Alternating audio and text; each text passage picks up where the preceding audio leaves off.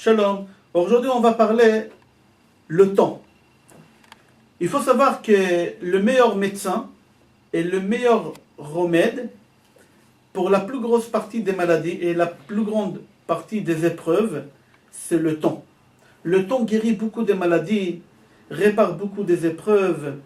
Il faut savoir que qu'est-ce qu'on n'arrive pas à faire avec notre sagesse, le temps il arrive à le faire. C'est pour ça qu'il ne faut pas pousser le temps.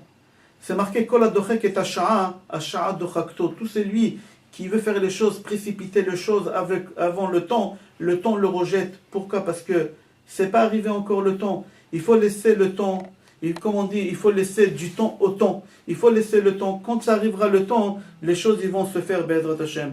C'est pour ça, l'homme qui est sage, qui est intelligent, il faut qu'il sache quand est-ce qu'il y a des choses qu'il faut précipiter à les faire et ne pas laisser le temps, d'accord, écouler pour pouvoir les faire. Et il y a des choses qu'il faut laisser le temps pour les faire, d'accord. Il faut prendre son temps avec patience, il faut s'armer avec patience et ne pas tirer des conclusions tout de suite. Il faut voir le temps et après prendre des décisions et des conclusions sur les choses qui se sont passées.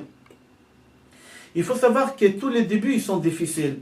Tu as déménagé d'une maison, tu as quitté un pays pour aller dans un autre pays, tu n'arrives pas à t'installer, tu n'arrives pas à trouver ta place, tu n'arrives pas à t'adapter à l'endroit, au climat, etc. Il faut laisser le temps. Pourquoi? Parce qu'au début c'est difficile le changement. Mais après que tu as laissé le temps, que tu t'es habitué, tu vas voir toutes les qualités de l'endroit où tu es arrivé. Cet endroit qu'au début tu as critiqué, que tu as parlé du mal. Chazal, ils ont dit que s'il y a un canard qui est tombé d'une hauteur, il est resté vivant, mais tu ne sais pas est-ce que dedans il y a des membres qui se sont cachés, ils sont cachers, oui ou non, alors il faut le faire la shrita pour savoir, c'est possible qu'il n'est pas cacher, tu vas le jeter. Alors Chazal, ils ont donné un conseil, ils ont dit tu prends ce canard, tu le mets dans un canal, dans un lac, face au courant. S'il arrive à monter le courant, c'est-à-dire qu'il est en bonne santé.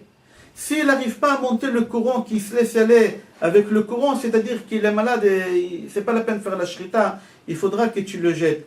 Un homme, quand il arrive à monter ce courant de la vie et il arrive à battre toutes les épreuves de la vie, c'est-à-dire que c'est quelqu'un qui est en bonne santé dans sa tête, dans sa neshama. Mais si Chas v'Shalom, cette personne il se laisse aller dans les épreuves, etc., c'est-à-dire que c'est quelqu'un qui est Chas v'Shalom, qui est malade avec dans sa neshama, dans sa tête. La Gemara Beitzad Tetzain dit que Abablim tipshai ninhudach le nahama benahama, que les habitants de Babel ils sont bêtes parce qu'ils mangent du pain, ils font un sandwich et au lieu de mettre quelque chose dedans, ils mettent du pain à l'intérieur et ils mangent un sandwich comme ça. Ils sont bêtes, ils se font des sandwichs avec du pain et à l'intérieur ils mettent du pain. Est-ce que c'est ça? Qu'est-ce qu'elle voulait dire la Gemara? Est-ce que la Gemara elle va chercher maintenant les Bavlaïm, leurs bêtises qu'ils sont en train de faire du pain dans le pain?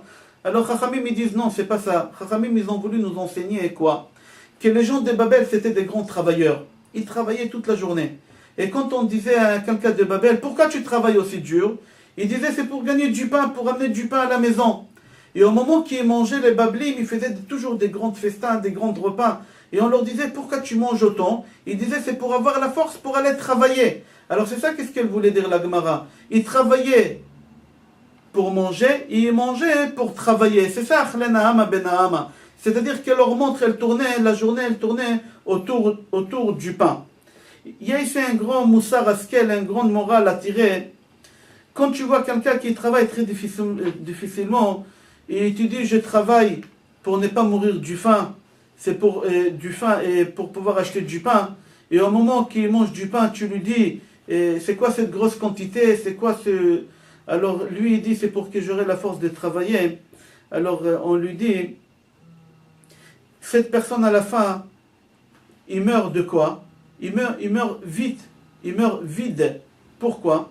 Parce qu'il n'a rien gagné, il a travaillé pour manger, il a mangé pour travailler, et il n'a rien pu profiter de ce monde-là. Quand j'ai dit vide, c'est pas seulement vide des Torah et des mitzvot, vide de tout. Même profiter de ce monde-là, il n'a pas pu. Il a travaillé de matin au soir, et de soir au matin il a dormi, il a mangé quand il avait le temps, etc. Il n'a pas pu profiter ni dans la spiritualité, ni dans la matérielle. Il faut savoir partager, diviser, faire un planning dans la journée, Be'ezrat Hashem, pour pouvoir profiter de ce monde-là, que ce soit dans le matériel et que ce soit dans le spirituel. Batzlacha, Be'ezrat Hashem, kol tov.